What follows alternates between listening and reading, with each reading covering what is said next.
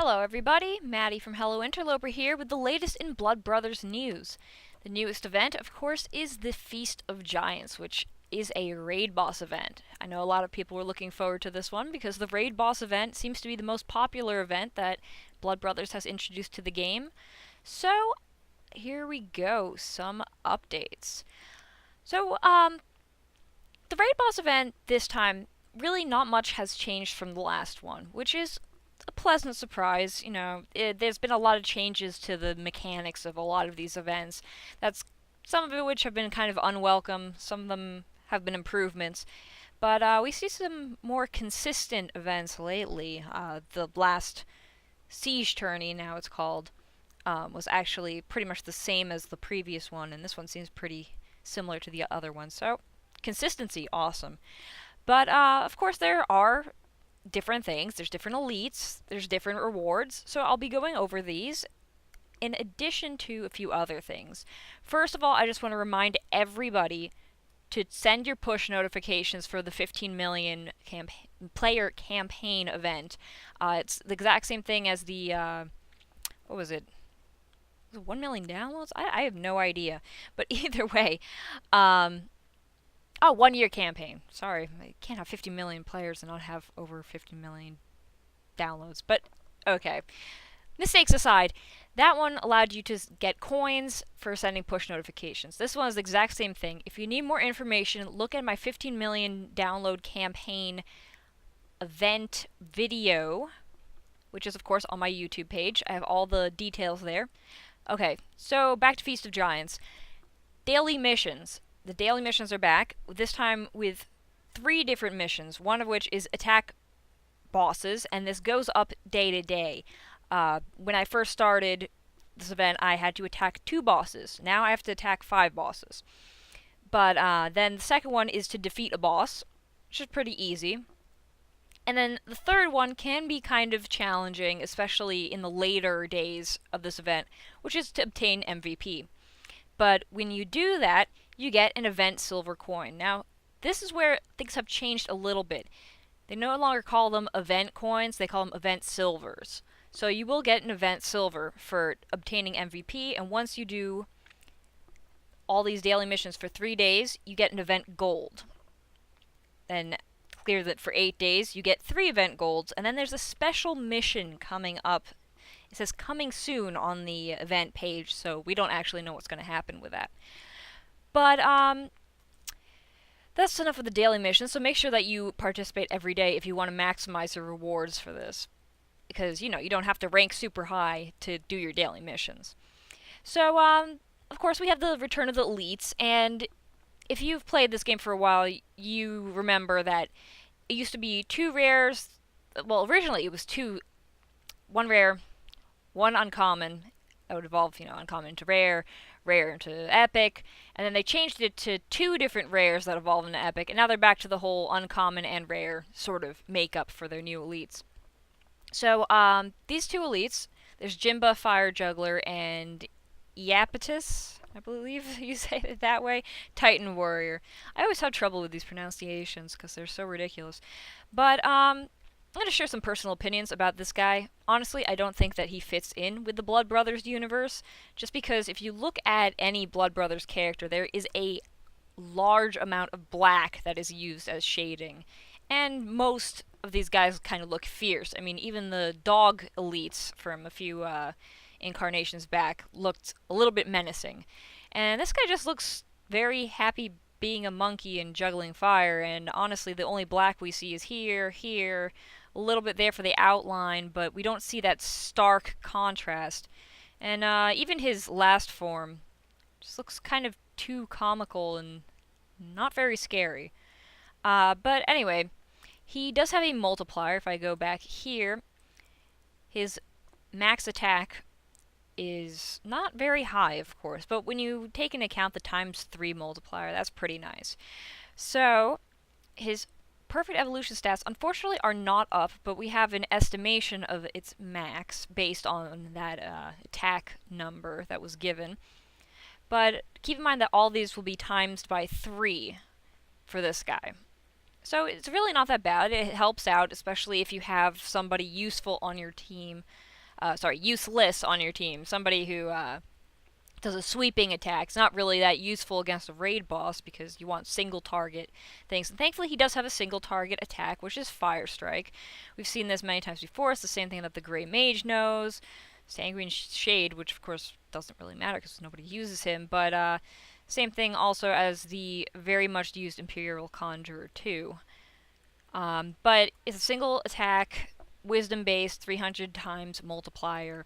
So 3 times the amount of wisdom, which at this point, if it's times 3, it's about, let's see, over 15,000, and even more than that if you take into account perfect wisdom.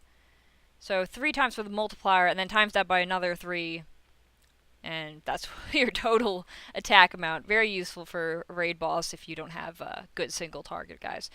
So anyway, then we have Titan Warrior over here. Now this is a lot more consistent with the artwork behind Blood Brothers. You see a lot of black used as contrast on the face, the beard, sword, armor, even the muscles. You see a lot of black used, which we just didn't see a lot in the other one. Maybe it was a different artist, who knows. But he has Massive Assault, which of course we've seen many times before. It's the same thing that the Black Brute has. It's a 400 times multiplier for attack, single target. So definitely a good choice in this event. If you have money to spend, this is what you want to aim for. So his last form is pretty badass. Almost looks a little bit like a Death Knight from World of Warcraft. Some scary skull armor and more skulls and a very, very, very bloody big two-handed sword. Although he's only using it with one hand. It looks like a two-handed sword. So his perfect evolution stats, thankfully, are up, so we can take a look at that. And, of course, keep in mind that the multiplier for the fully evolved version is times 10, which, of course, is a massive amount of attack. The estimate here for max is not very high when we compare it... Oops, wrong page. When we compare it to the perfect evolution. So times that by 10, and then times that by 4 to see the massive amount, massive assault amount. So basically, this is a raid boss killer. So back to Feast of Giants. We do have different raid boss times. Pause on this for a moment if you want to write these down or anything. Put them in your alarm clock, anything. But then, of course, we have the different raid bosses here. And I'll go over these one by one. And of course, the raid boss, you can always get the raid boss at the end. It is the reward for ranking here. Up to 40,000 in rank will get at least one, and then you need 800,000 points to get one of these guys. Rimthurs, I think, Frost Giant. And then, of course, the legendary is up here. Whoa, I clicked something. Goviel Hail Knight. I'll go over the legendary first, and he looks pretty cool.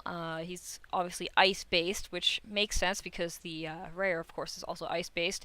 And if you think about it, the monkey elite is fire-based, so it all kind of makes sense here. So he has an ability called Frozen Spear, which has not been seen before. It's a new attack, and let me focus in on this. It deals massive attack damage and wisdom damage, my bad. And sometimes freezes one foe. It's a 300 times wisdom multiplier, which doesn't make it on par with massive assault in terms of attack. This is wisdom based, but it's 300 times, so it's kind of like a fire strike, basically. It hits one foe and has a 70% chance to freeze, which makes it good for raid bosses, but honestly not very good for PvP situations unless you really want to take out one guy. Of course, it's random, so you might not take out the one you're aiming to take out and all that stuff. Honestly, I'm a lot more into familiars that attack multiple guys, whether it's a sweeping attack for PvP or something that, will hit 6 random foes, such as, Flash of Rage, something like that. So let's see if we have the perfect evolution stats. Yes, we do. And of course, this is his evolved form, a lot more icy. And then if we look over here, the perfect evolution stats are pretty nice. High agility, but remember, Frozen Spear is a wisdom-based attack skill, and not really that much wisdom compared to agility. So honestly, I'm not too crazy about this legendary. I don't really think it's all that impressive, but that's just me. I mean, if you have a wisdom team, he could probably be pretty good with a raid boss event. His attack is okay, his HP is okay, defense is okay. I'd say he's pretty well balanced, at least to me. But the high agility is a little bit strange. But anyway, this is the guy you'll be fighting, Hrimthur's Frost Giant. He's the raid boss. Of course, you'll be fighting this guy as well for the super boss, super raid boss, but that's later. So, yes, Frost Giant. He has Crushing Hammer, and it is actually a new attack. It sometimes freezes all foes, deals physical damage to all foes as well. It's an AoE attack, not a sweeping, so it does it all at once. It's a 100% attack modifier, which of course is not very much. It means that it does the amount of attack that the familiar has, not taking into account the defense of the other team and whatnot, the positioning. Actually, it ignores position, which is great. So it takes into account the defense. But either way, 30% chance to freeze. So it's kind of useful, because if you do freeze even just one or two of your enemy opponents in PvP, pretty useful. They don't attack for a round, and who knows, maybe they'd use something absolutely devastating. So, rather interesting. If I look at the last evolution, he gets a lot more scary when he evolves. Here, he's just a giant, frost giant. He looks like he's made out of ice. Well, at least the beard is definitely made out of ice. But when he does evolve, he gets another set of eyes, and he gets demonic horns, and pretty much is a lot more scary. So, he's rather ferocious looking. So, the perfect evolution stats. This is what we definitely want to see. He is very much turned towards attack and defense. It's kind of interesting to see he has such a high defense, even though he's not a defensive familiar per se. But he's got an okay HP, very high attack as well, and he's very, very low in wisdom and agility. So unfortunately, that low agility means that he might be killed pretty early and not be able to get his skill off. But let's say he's not killed. You have a chance to attack everybody and possibly freeze them, which is pretty nice. But low wisdom, which means that he's more susceptible to wisdom-based attacks. But, that's pretty much expected with almost every attack-based familiar. So, you remember you can get one of these guys if you get 800,000 points, my bad, or you rank 40,000 and up. And of course, we have other prizes too, Scarlet Coins, Crystal Sets, and it's pretty interesting to see that Crystal Sets have really gone down in value. You can now trade, well, a lot of familiars on the bazaar, you can't trade them for Yallarhorns or even Mandrakes anymore. They just aren't worth it. But surprisingly, you can trade them for crystals. It seems that just the overall worth of crystals has gone down, and now a lot of people are trading their stuff for crystals, which of course means you can make better evolutions. Unfortunately, I do not have a video about how to make a perfect evolution. It's still kind of on my to-do list, and unfortunately, I've had a lot of things going on lately, personally, and just school, I actually got anemia again, which is not the same as anorexia. Anorexia is when you don't eat. Anemia is when you don't have enough iron and you're not getting enough oxygen, which sucks. But yeah, my anemia came back. That really threw me in for a loop. So things have been rather slow in terms of making videos, and I don't really have as much free time as I used to because I'm spending a lot of time sleeping, to be honest. So unfortunately, I don't have a video about that, but if you really, really, really are curious about perfect evolutions for now, you can go to the Blood Brothers wiki. It's bloodbrothersgame.wikia.com, and you can actually find a lot of guides here. There's a lot of things, tutorials here, how to do perfect evolution, making an over-perfect, OPE's over perfect evolution, and then there's Pope, which is the perfect over perfect evolution, which is kind of crazy, but definitely if you have not experimented with crystals yet, it's a really good thing to do because one crystal adds 50 stat to anything, and the more crystals you add as you evolve it, the better it can be. Like, if you don't use any crystals and you do a otherwise perfect evolution in terms of maxing all of your familiars, your guy will only have 94.82% of its possible maximum stats, which of course, isn't exactly a deal breaker for a lot of not so worthy familiars, but, in other cases, you kind of want to. So look that up if you're very curious for now. Eventually I will have a video up about this. So anyway, back onto topic with the Feast of Giants. Good luck, everybody. Make sure that you add event familiars, not familiars, allies.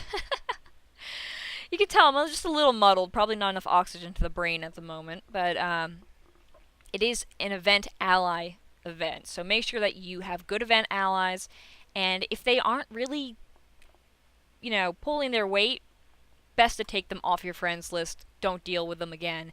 And keep in mind that during the PvP event, you'll be fighting a lot, which means that you have a lot of opportunities to invite people onto your friends list, because every time you defeat someone or get defeated, you can invite them to your friends list. So make sure that you add up people if you're not having a really good time finding event allies. You never know. You might have somebody who will rank really high and actually pull their weight.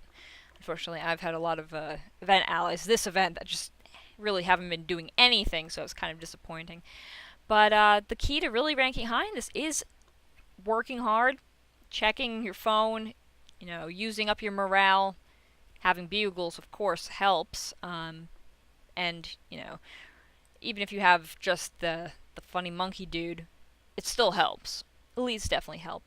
You don't have to spend anything to rank enough to get one of these guys. So, anyway, good luck, everybody. And I hope you tune in next time.